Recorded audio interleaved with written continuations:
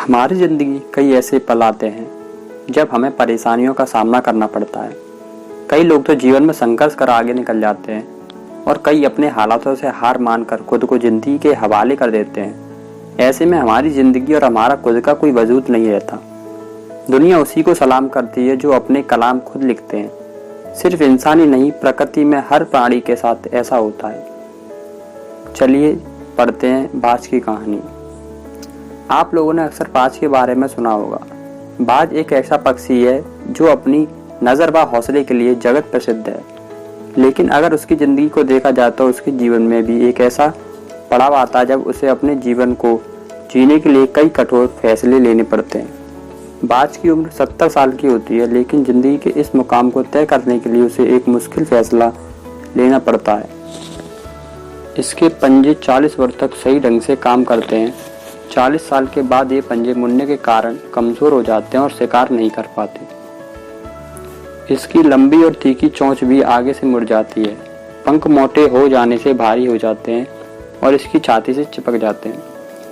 इससे उसे उड़ने में बहुत दिक्कत होती है। ऐसे समय में बाज के दो ही रास्ते रह जाते हैं, या तो जीवन त्याग दे या फिर बदलाव के लिए एक दर्दनाक प्रक्रिया से गुजरे जिसका समय 5 महीने होता है। फिर नया जीवन प्राप्त करने के लिए बाज उड़कर एक ऊंची चट्टान पर जाता है और वहां घोंसला बनाकर वहां रहना शुरू कर देता है।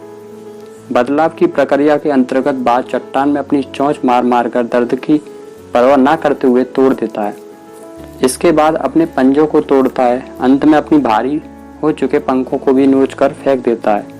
अब इस दर्द भरी पीढ़ी को पूरा करने के बाद बाज को पुरानी अवस्था में आने के लिए 5 महीने का इंतजार करना पड़ता है। इसके बाद बाज का नया जन्म होता है, जिसके बाद वो एक बार फिर से शिकार कर सकता है, उड़ सकता है और मनचाहा आनंद ले सकता है। आगे के 30 साल उसे इन कष्टों के बाद भी मिलता है।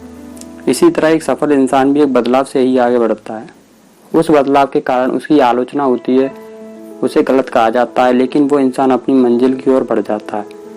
जिस तरह बाज एकांत में खुद को बदलता है, उसे कोई फर्क नहीं पड़ता कि कोई क्या कहेगा। उसी प्रकार हमें भी एकाचित होकर ईमानदारी से मेहनत करनी चाहिए और नकारात्मक चीज़ों से सदा दूर रहना चाहिए। अगर आपने इस बाज की कहानी से कुछ सीखा तो कमेंट बॉक्स में शेयर जरूर करें। इससे हमें आगे लिखने की प्रेरणा मिलती है। ऐसे ही शिक्षाप्रद कहानियों के लिए हमारे YouTube चैनल को से जुड़े रहें। धन्यवाद।